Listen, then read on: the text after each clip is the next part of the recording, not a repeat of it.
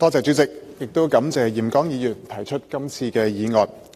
回顧十四五，喺中央嘅堅定支持底下，香港喺金融、創科、貿易等嘅8大中心定位係得以鞏固。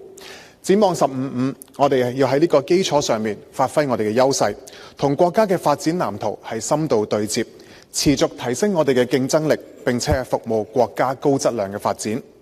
當前嘅局勢變幻複雜，全球嘅產業鏈重構，科技競爭亦都係白熱化。香港具備背靠祖國、聯通世界嘅一國兩制獨特優勢，以及係匯聚國際資本、資訊同埋頂尖人才嘅樞紐能力，係我哋把握機遇嘅關鍵。今年係國家15規劃嘅開局之年，北部都會區亦都正處於建設期。香港必須要善用北都嘅發展，利用北都發揮作為超級聯繫人同埋超級增值人嘅角色，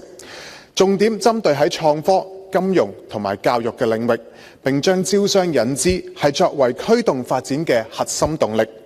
其中創科係北都發展嘅重點產業，令香港將有南金融、北創科嘅經濟新佈局。我哋要用好北都嘅地理優勢，重點發展河套以及係新田科技城，同深圳以至係大灣區發揮好協同嘅效應，強化香港作為跨境創科引擎嘅作用。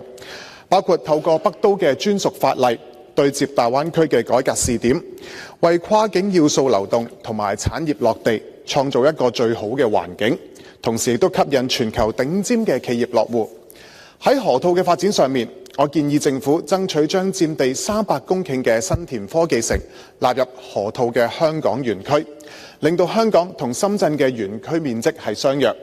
同時一區兩園嘅特殊政策延伸至到去新田科技城，令到創科產業更好、更快咁樣去落地。生物科技嘅領域上，英國生物企業阿斯利康已經同特區政府簽署咗北都發展嘅意向書。3間全球10大嘅醫藥企業，包括咗 GSK、羅氏以及係默克，早前亦都同引進辦係簽約，拓展香港嘅業務，證明香港喺生物科技嘅發展機遇同埋潛力。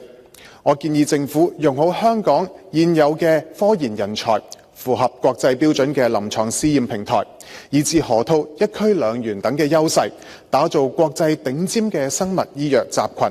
匯聚研發嘅力量，探索建設同國際標準銜接嘅藥械監管平台，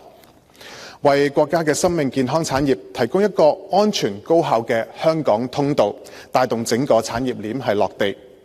喺金融領域方面，香港應該成為金融服務實體創新嘅試驗田，重點發展綠色金融、跨境數據產品，以及係服務創科企業嘅全周期融資體系，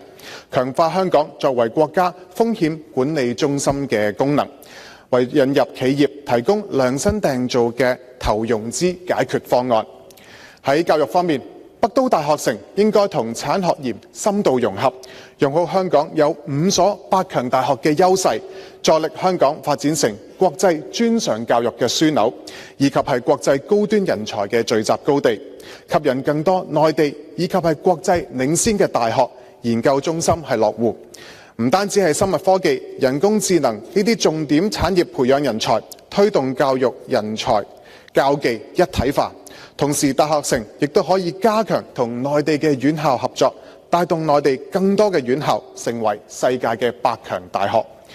主席，要實現以上嘅願景，制度創新同埋積極招商應該係雙軌並行。除咗主動出擊之外，我期望政府向中央爭取更多嘅優惠政策，同時亦都加快推動北都嘅建設，